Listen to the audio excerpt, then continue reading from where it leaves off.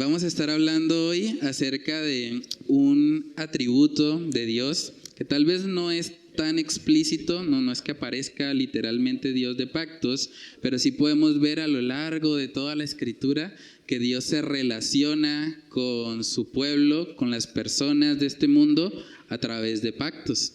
Y eso es interesante porque mucha gente ha torcido realmente el significado de lo que un pacto es. Algunos han tratado de bajar un poco el estándar de un pacto. Algunos confunden los pactos con un voto o con una promesa o con un acuerdo. Pero cuando hablamos de pacto hablamos de algo superior. Pero bueno, para ver eso vamos a mirar Deuteronomio capítulo 4, versículos del 30 al 31. Y comenzamos este tiempo con oración. Deuteronomio capítulo 4, versículos del 30 al 31. Si alguien tiene ese pasaje, lo puede leer.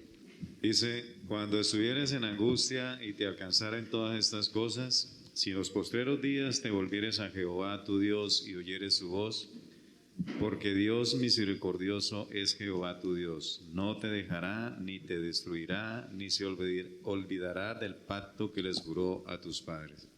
Amén. Vamos a orar para pedir la dirección del Señor. Padre, te damos muchas gracias porque tú nos recuerdas hoy a través de tu palabra, Señor, que tú eres un Dios de pactos, tú eres un Dios que no se olvida de aquello que ha prometido. Padre, gracias por ese atributo, por esa cualidad de tu carácter. Ayúdanos, Señor, a adorarte por eso y a recordar, Padre, que nuestra esperanza, nuestra confianza, Señor, solamente debe estar puesta en ti, Dios. No hay nada realmente en este mundo que nos pueda traer total confiabilidad como tú, Señor. Oramos para que a través de este estudio, Señor, podamos ser confrontados y podamos ver, Señor, la necesidad que tenemos de depositar, Señor, toda nuestra fe, toda nuestra confianza única y exclusivamente en ti, Dios. Padre, oramos para que solo tú seas exaltado por medio del estudio de tu palabra. Te lo pedimos, Señor, en el nombre de Cristo Jesús. Amén y amén.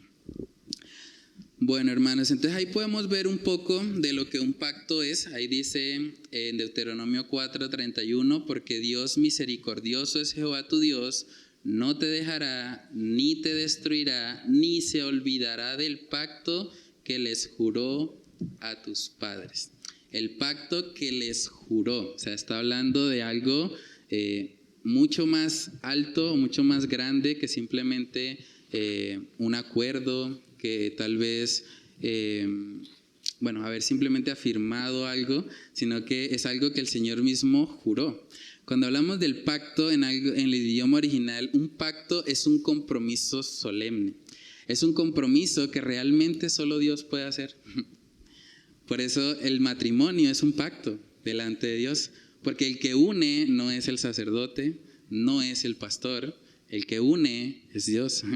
Por eso tiene la connotación de un pacto. Entonces es importante porque este atributo muchos lo han distorsionado. Muchos dicen, como Dios es un Dios de pactos, entonces yo voy allá a la iglesia y hago el pacto para que Dios me dé la casa que tanto quiero. O hago el pacto para que esa materia que no he podido pasar en la universidad, entonces para que haciendo un pacto Dios permita que por fin yo pueda pasar esa materia que ha sido tan difícil. Pero cuando hablamos de pactos en la Biblia no tiene nada que ver con eso.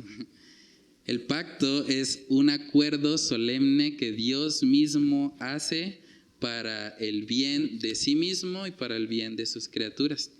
Pero bueno, ahí coloqué en la parte de reflexiona para que podamos participar.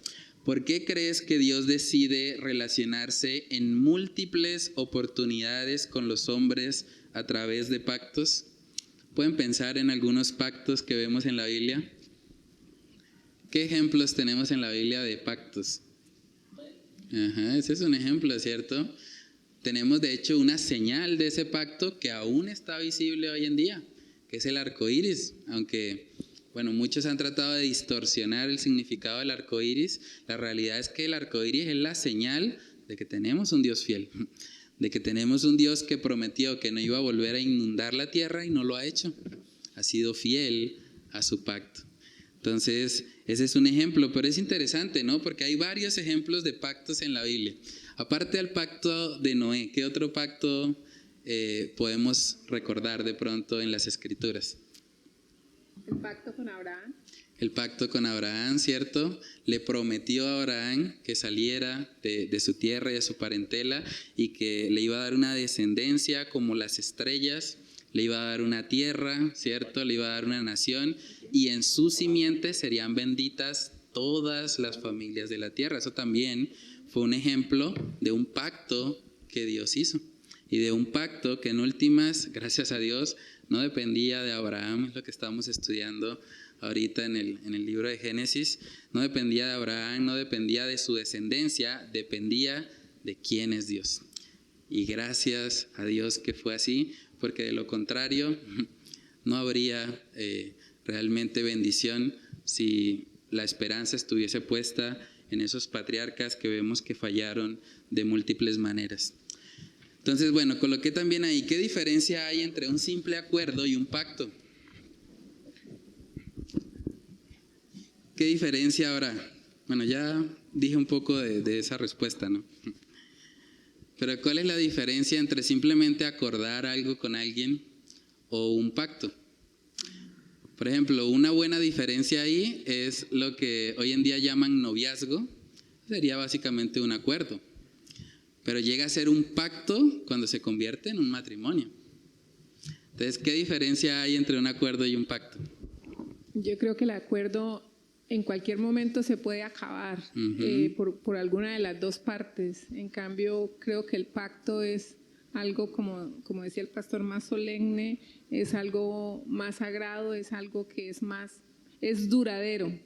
Sí. Y que pienso que no es posible acabarlo. Sí.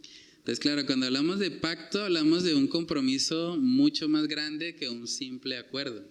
Uno se puede poner de acuerdo con una persona, no sé, para encontrarse en un lugar a tomarse un café, eso es un acuerdo. Pero un pacto sería algo, en nuestro contexto, sería como tomar un contrato, ir a una notaría, delante de las autoridades, decir, bueno, me comprometo con esta otra persona a cumplir ciertas condiciones y ya tomaría una connotación mucho más alta y ya ahí lo podríamos considerar como un pacto. Ahora preguntémonos, ¿qué virtudes de carácter se evidencian cuando una persona cumple siempre con sus pactos? Cuando conocemos a alguien que siempre cumple lo que promete, siempre cumple lo que dice que va a hacer, ¿qué virtudes diríamos que esa persona tiene? Confiable, ¿cierto? Si alguien siempre cumple con sus pactos, siempre cumple con lo que dice, diríamos, no, yo confío en esa persona, porque tengo muchos testimonios de que siempre ha cumplido. Y eso me da una base de confianza para yo no tener dudas de que cuando él afirma algo, lo va a hacer o lo va a cumplir, ¿cierto? Entonces, cuando hablamos de Dios, en la palabra tenemos un pacto que él hizo con Noé, que bueno, en últimas fue un pacto con toda la creación, porque la promesa fue para todos los hombres de que él no volvería a inundar la tierra. Vemos el pacto con Abraham y su descendencia también. Vemos un pacto con David. Dios le promete a David que de su linaje él establecería un descendiente que se sentaría sobre el trono de David y establecería su reino en la tierra. También vemos Noé, Abraham, David. El nuevo pacto también es la promesa básicamente del Nuevo Testamento, donde Cristo mismo es el mediador de un nuevo pacto. Él murió en la cruz del Calvario para sellar ese pacto, para que no quedase duda de que realmente Él venía a cumplir todas las promesas que habían acerca de Él. Entonces, cuando nosotros estudiamos la palabra de Dios, ver la fidelidad del Señor cumpliendo sus pactos debería producir algo en nosotros, y es que crezcamos en confianza a Él, que crezcamos en confiar en que aunque este mundo a veces nos parece zarandear, Dios es fiel, Dios es veraz, y puede que parezca que, no sé, tal vez estamos muy mal o que el panorama no pinta para nada esperanzador, Pero si nosotros estamos en Dios, si nosotros hemos puesto nuestra confianza en Él, podemos estar seguros de que la buena obra que Él inició en nosotros la va a terminar, aún a pesar de nosotros, aún a pesar de nuestros pecados y de nuestras falencias. Coloqué también ahí, ¿es posible confiar plenamente en alguien que incumple al menos una vez con un pacto? ¿Es posible o muy difícil? Completamente sería muy complicado, ¿cierto? O sea, imagínense por un momento que en la Biblia viéramos a Dios incumpliendo una sola de sus promesas. ¿Confiaríamos totalmente en Él? Sería mucho más difícil hacerlo, ¿cierto? Ahora, gracias a Dios no tenemos un Dios así. Tenemos un Dios que cada una de sus promesas, cada uno de sus pactos los ha cumplido a cabalidad, al pie de la letra.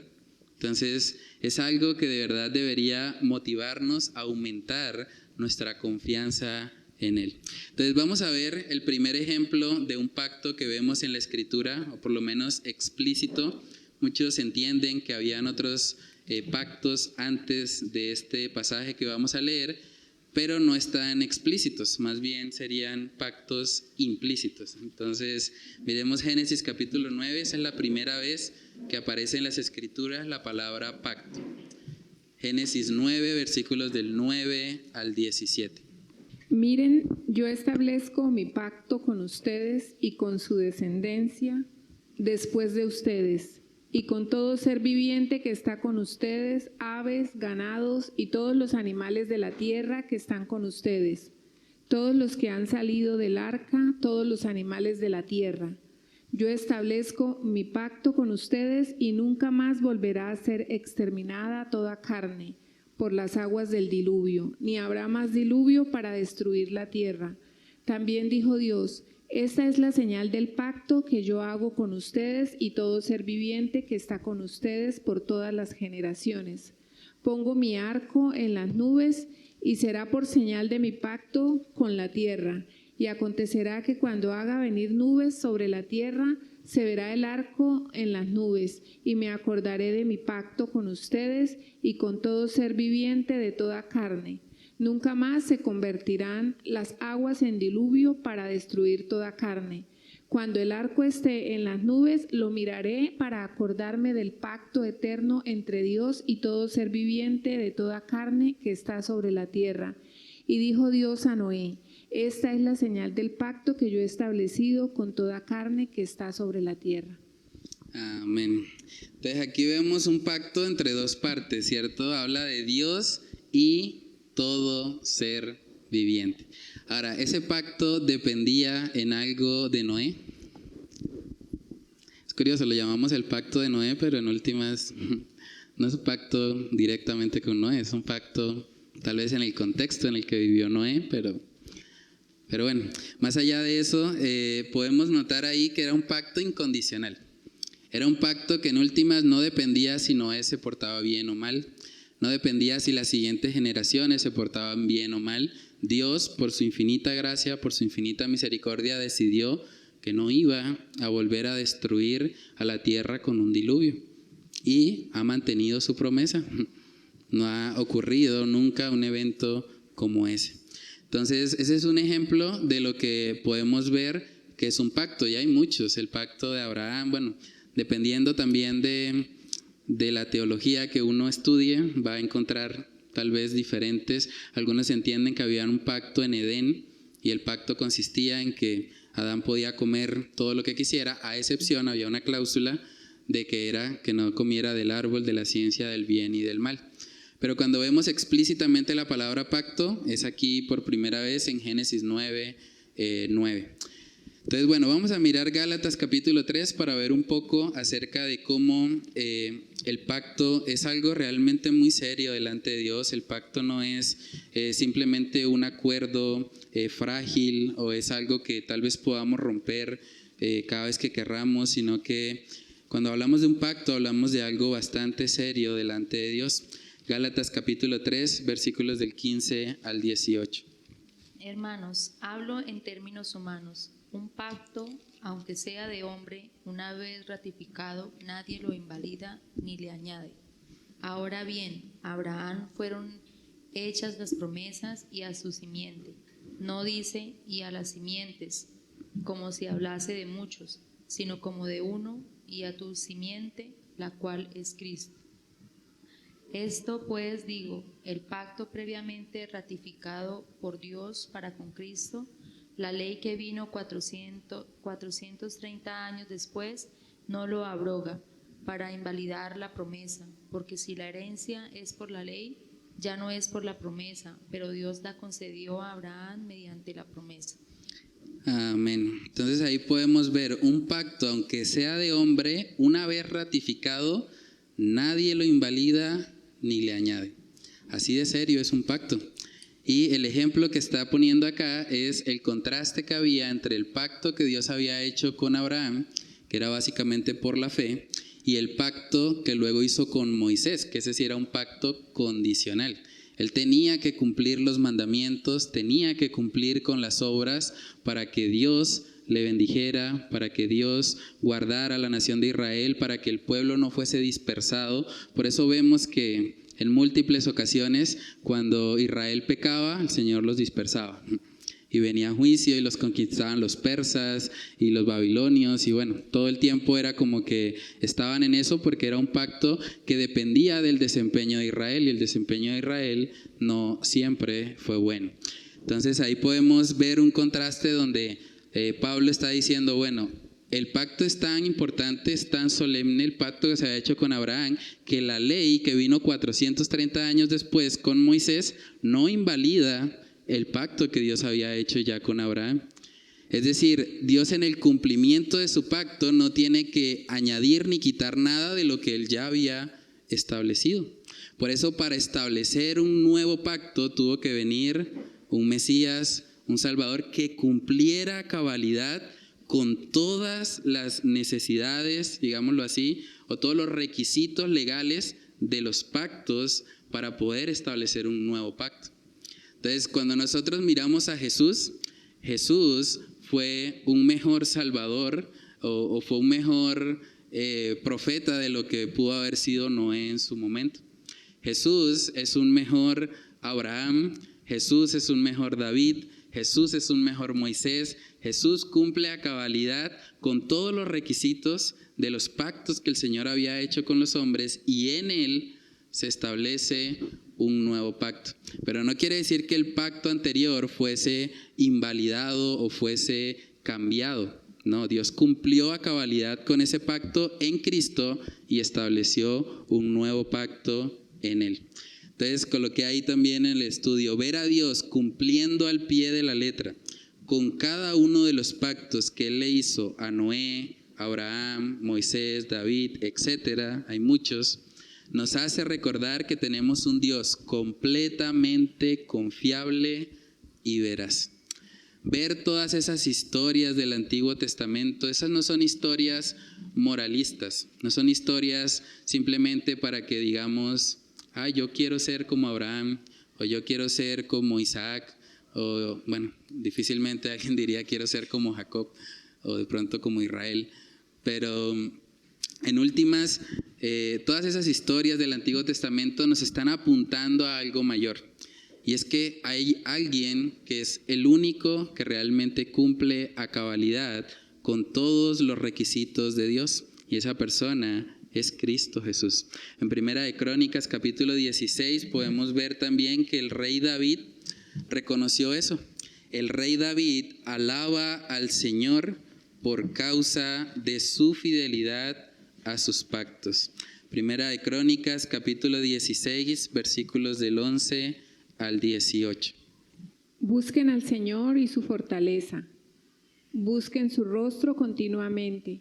Recuerden las maravillas que Él ha hecho, sus prodigios y los juicios de su boca. Oh simiente de Israel, su siervo, hijos de Jacob, sus escogidos. Él es el Señor nuestro Dios. Sus juicios están en toda la tierra. Acuérdense de su pacto para siempre, de la palabra que ordenó a 1000 generaciones. del pacto que hizo con Abraham y de su juramento a Isaac. También lo confirmó a Jacob por estatuto, a Israel como pacto eterno, diciendo: a ti te daré la tierra de Canaán como porción de la heredad de ustedes. Amén. ¿Por qué creen ustedes que David, que vivió cientos de años después que Abraham, por qué él está en este salmo, en este cántico, diciéndoles: recuerden el pacto que Dios hizo con Abraham? O sea, ¿cuál sería el propósito de David al mencionar eso en un cántico? ¿O qué beneficio espiritual trae para nuestras vidas recordar la fidelidad de Dios cientos de años atrás? ¿Cómo nos lleva eso a exaltarle? Cuando reconocemos primeramente que Él es fiel, que Él cumple lo que promete. Y si fue fiel con Abraham, entonces puedo confiar en que va a ser fiel conmigo. Si fue fiel con Jacob, que tiene tantos problemas, hemos estudiado estos últimos domingos a Jacob, su necedad, su obstinación, tratando de condicionar a Dios. Señor, si tú primero me bendices, entonces tal vez te reconozca como mi Dios. Pero a pesar de Jacob, a pesar de Abraham, a pesar de Moisés, a pesar de todos los personajes bíblicos, vemos la misericordia de Dios reflejada en que Él cumple con sus pactos. Y si Él dijo que el justo por la fe vivirá, entonces podemos estar completamente seguros de que el justo por la fe vivirá. No debemos dudar nada de su palabra porque tenemos un Dios que cumple sus pactos. Y poder meditar en eso debería aumentar nuestra confianza y aún nuestra alabanza al Señor. Porque a diferencia de David, tenemos más pactos. Tenemos el mismo pacto de David, donde él le prometió a David que de su linaje vendría prácticamente el Salvador. Y todo eso debería llevarnos en nuestros corazones a adorar más a nuestro Dios. Hebreos capítulo 6, ahí habla también acerca de esto. Hebreos capítulo 6, versículos del 13 al 20. Si alguien tiene el pasaje, lo puede leer. Cuando Dios hizo su promesa a Abraham, como no tenía a nadie superior por quien jurar, juró por sí mismo y dijo: te bendeciré en gran manera y multiplicaré tu descendencia. Y así, después de esperar con paciencia, Abraham recibió lo que se le había prometido. Hasta el 20. Sí. Los seres humanos juran por alguien superior a ellos mismos, y el juramento, al confirmar lo que se ha dicho, pone punto final a toda discusión. Por eso Dios, queriendo demostrar claramente a los herederos de la promesa que su propósito es inmutable, la confirmó con un juramento. Lo hizo así para que mediante la promesa y el juramento, que son dos realidades inmutables en las cuales es imposible que Dios mienta, tengamos un estímulo poderoso los que, buscando refugio, nos aferramos a la esperanza que está delante de nosotros. Tenemos como firme y segura ancla del alma una esperanza que penetra hasta detrás de la cortina del santuario, hasta donde Jesús, el precursor, entró por nosotros, llegando a ser sumo sacerdote para siempre, según la orden de Melquisedec. Amén. Tremendo eso, ¿no? Miren cómo se relaciona eso con lo que acabamos de cantar. Dice que en Él tenemos como segura y firme ancla de nuestras almas. O sea, poder meditar en las promesas de Dios, poder meditar en sus pactos, poder meditar en que Él ha sido fiel, en que Él ha cumplido cada cosa que ha prometido, debería producir en nosotros un fortísimo consuelo. O sea, un consuelo enorme, porque sabemos que Dios es fiel. Sabemos que cuando Él promete algo, lo va a cumplir. Y por lo tanto, cuando las mentiras de Satanás llegan a nuestra vida, cuando de pronto estamos pensando, no, tal vez, no sé,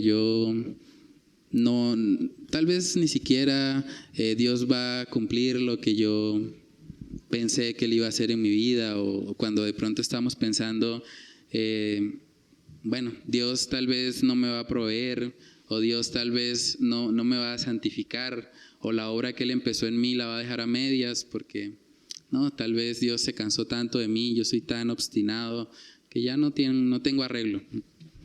Cuando esas mentiras llegan a nuestra vida, vamos a poder recordar, pero si Dios prometió que el que comenzó la buena obra la ha de terminar, pero si Dios prometió que ninguna de sus ovejas será arrebatada de su mano, entonces ¿por qué voy a creer que Dios va a incumplir su pacto? Que Dios va a incumplir aquello que Él ha dicho.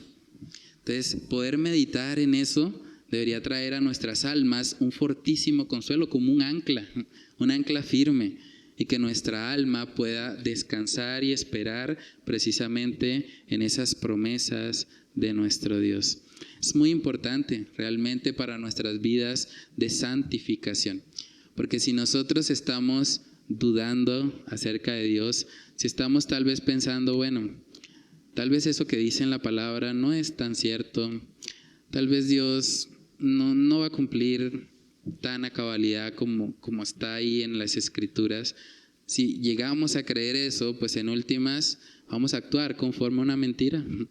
El padre de la mentira es Satanás, y él quiere en últimas que las personas crean sus mentiras para que se comporten de forma contraria a la voluntad de Dios. Entonces, contemplar a Dios como un Dios de pactos, como un Dios fiel, como un Dios que siempre cumple lo que promete, debería producir en nuestras almas alabanza y adoración a Él. Con lo que hay en la parte de aplica también, manera de aplicación, si los cristianos alabamos a Dios por causa del cumplimiento fiel que Él ha tenido con cada uno de sus pactos, entonces no deberíamos también esforzarnos en la gracia para cumplir a cabalidad con cada uno de nuestros compromisos pactuales. Los casados que están acá, puede ser un matrimonio es un pacto. No es un pacto tal vez en la dimensión de Dios, porque obviamente Dios es superior, pero es un pacto que hacemos delante de Dios. Es un pacto que Él mismo diseñó aún desde el principio, aún desde antes que el pecado entrara en el mundo. Con lo que hay también un pacto de membresía. En la iglesia, cuando las personas terminan el curso del discipulado, cuando estudian las doctrinas básicas de nuestra fe, se comprometen delante de Dios y delante de los ángeles y hacen un pacto de membresía, donde reconocen y se comprometen públicamente a formar parte oficial de nuestra iglesia local. Y es importante, es un compromiso que hacemos delante de Dios y delante de los hombres. También con lo que hay un contrato laboral, por ejemplo. Cuando una persona va y firma un contrato, se compromete a cumplir con ciertos deberes, con ciertas responsabilidades delante de un jefe terrenal. Pero ese contrato tiene una validez legal y el incumplimiento de ese contrato también trae consecuencias precisamente a nuestras vidas. Entonces, eso por mencionar algunos ejemplos de pronto de nuestra vida práctica. Con lo que hay, este mundo necesita ver que los cristianos vivimos vidas coherentes con el mensaje que predicamos con nuestra boca. Si nosotros alabamos a Dios diciendo, Dios, tú eres un Dios fiel, tú eres un Dios de pactos, pero nosotros no respetamos los pactos, si nosotros estamos rompiendo ligeramente un matrimonio simplemente porque ya me cansé, me aburrí, ya no me satisface, ya se me acabó el amor, como dicen algunos, eso es contrario al carácter de Dios, porque Dios es un Dios de pactos. Si alguien está diciendo, bueno, yo hago un pacto de membresía en la iglesia, pero eso yo no me involucro allá en la iglesia, que hagan lo que quieran. Miren, a ver, yo no me voy a sujetar allá a nadie, yo no voy a pedir consejo, yo no voy a estar realmente formando parte de una familia espiritual, simplemente pues lo voy a tomar como a la ligera. Es decir, ir en contra al pacto que uno mismo está haciendo.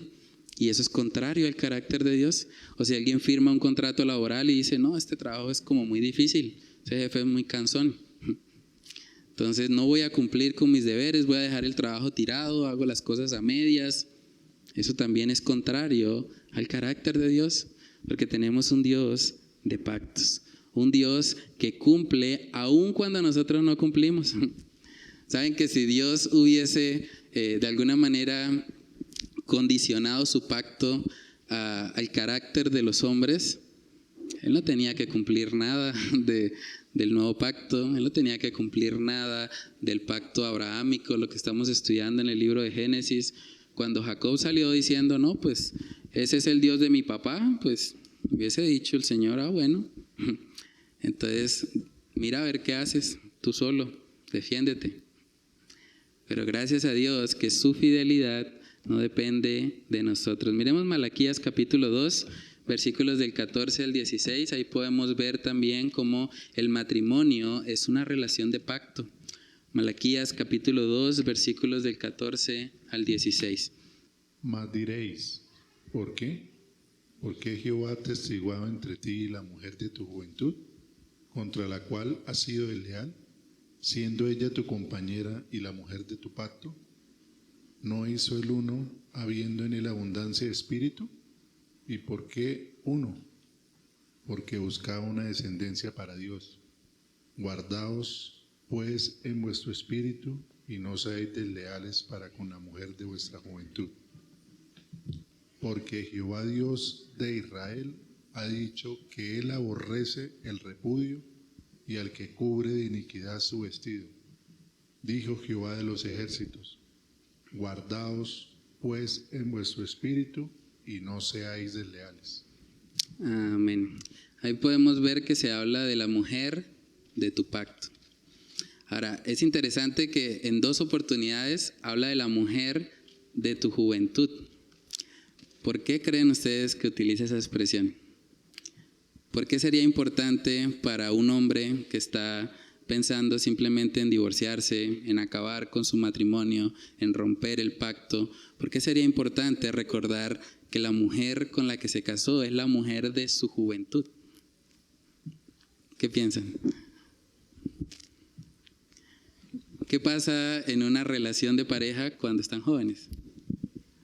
Bueno, yo creo que el tema es que cuando uno está de novio, pues obviamente uno va y visita, digamos, vuelve a su casa y no hay un vínculo general como cuando uno ya se casa y tiene un matrimonio donde vamos a dormir los dos, vamos a empezar a convivir los dos, el temperamento, qué no le gusta, qué le gusta, o sea, ya son muchas cosas diferentes a como cuando uno conoce a una persona en el momento.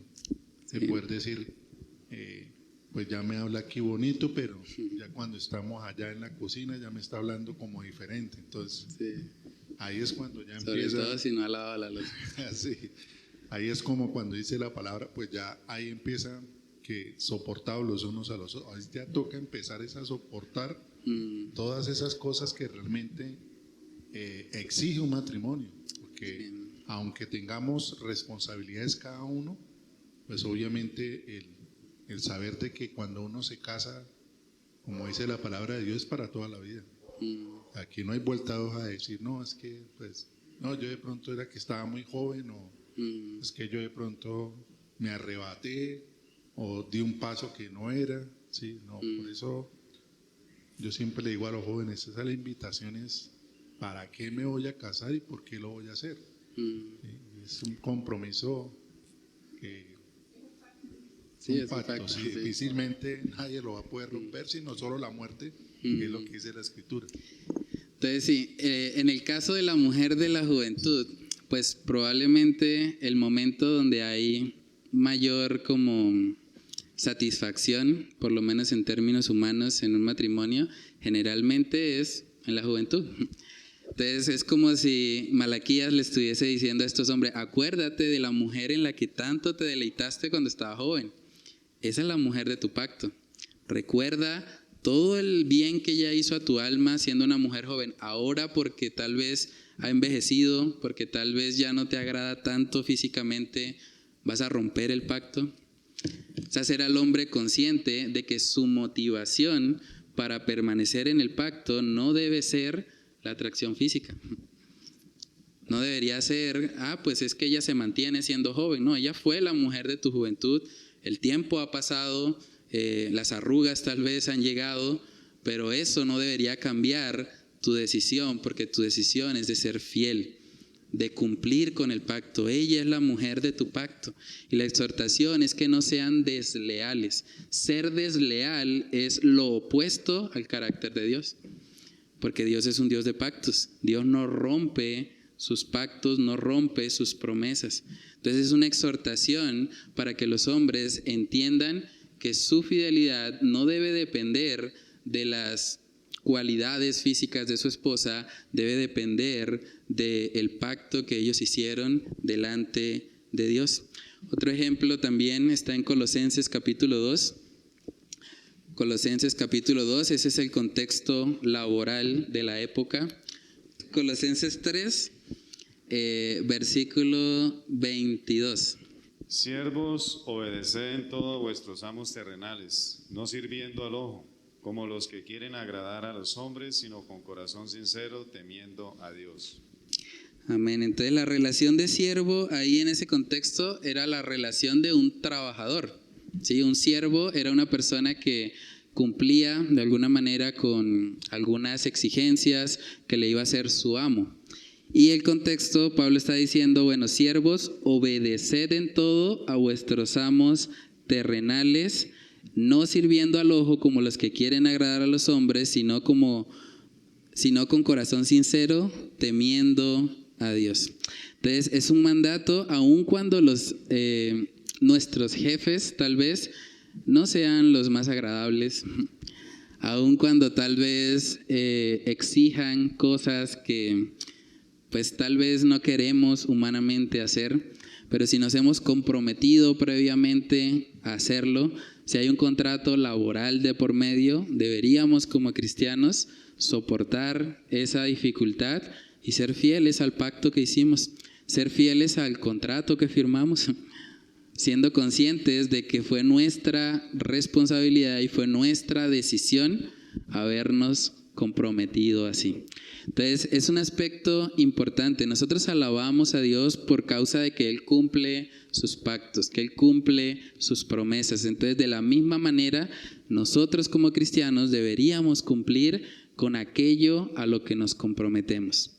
Sea un pacto de membresía en una iglesia, sea nuestros matrimonios, sea un contrato laboral, cualquier compromiso que nosotros hagamos deberíamos hacerlo con reverencia, entendiendo de que vivimos para Dios y que así como Él es un Dios de pacto, nosotros deberíamos ser cristianos de pacto, glorificar su nombre y a vivir vidas también que le muestren al mundo que somos hijos de un Dios de pactos. Entonces vamos a orar. Padre Celestial, te damos muchas gracias, Señor, porque nos permites meditar en esta noche en cómo tú, Señor, te has acercado a la humanidad siempre por medio de pactos, cómo tú has decidido, Señor, hacer un pacto en el contexto, en la época en que vivió Noé, para recordarnos, Señor, tu fidelidad al no destruir nuevamente a la tierra, Señor, como justamente lo merecemos, como realmente, Señor, sería algo completamente justo si tú decidieras hacerlo. Padre, gracias porque a través de estos pactos podemos ver tu fidelidad, podemos ver tu misericordia, Señor, reflejada, como aún desde antes de la fundación del mundo, tú decidiste, Señor, que todos aquellos que estén en ti, todos aquellos que realmente pongan su confianza en Cristo Jesús, podrán, Señor, ser partícipes de estas bendiciones espirituales que tú has colocado, Señor, bajo este nuevo pacto, Padre. Oramos para que tú te glorifiques, Señor, en nuestras vidas, para que nos ayudes a ser conscientes de lo privilegiados que somos, Señor, al poder haber nacido en este nuevo pacto, Señor, al no formar parte de lo que fue el Antiguo Testamento, la ley, el templo, todo lo que eso significaba, Señor, que realmente era un esfuerzo enorme, era un esfuerzo muy grande, Señor, y no tenían en últimas una relación permanente contigo. Gracias, Señor, porque hoy como tus hijos, Señor, podemos experimentar al Consolador, al Espíritu Santo, morando en nosotros, guiándonos a toda verdad, de tal manera que ya no tenemos que decirnos el uno al otro que conozca al Señor, porque tú, Señor, que nos has sellado, vives en nosotros. Tú que has colocado, Señor, en nosotros esta nueva identidad, nos has hecho nuevas criaturas. Ahora podemos, Señor, tener acceso directo a ti, Señor. Podemos acercarnos confiadamente al trono de la gracia, porque sabemos que tenemos un Dios que cumple con sus pactos, un Dios que cumple con sus promesas. Padre, ayúdanos, Señor, a poder ser conscientes de la necesidad que tenemos día a día de ti y que podamos, Señor, en tu gracia y en tu favor, poder recordar lo privilegiado que somos al poder ser partícipes de este nuevo pacto, y también, Señor, que tú nos inquietes para que podamos ir y compartir con otros estas bendiciones tan grandes. Es que son tan grandes, Señor, que es imposible realmente que nosotros no querramos compartirlas, porque son bendiciones, Señor, que trascienden mucho más allá de este mundo físico. Son bendiciones que tienen que ver con un eterno peso de gloria, con algo, Señor, que la polilla y el orín no pueden corromper. Tienen que ver con tesoros celestiales. Ayúdanos, Señor, a vivir siempre para lo eterno. Ayúdanos a vivir para aquello que trasciende aún más allá del polvo, más allá de nuestras propias vidas. Que podamos recordar, Señor, que somos extranjeros y peregrinos en este mundo y que nuestra esperanza, Señor, debe estar puesta en esa vida venidera que tenemos, Señor, asegurada por medio del sacrificio de Cristo en la cruz del Calvario. Padre, oramos para que solo tú, Señor, seas exaltado por medio de la aplicación de lo que hemos estudiado en esta noche. Te lo pedimos, Señor, en el nombre de Cristo Jesús. Amén y amén.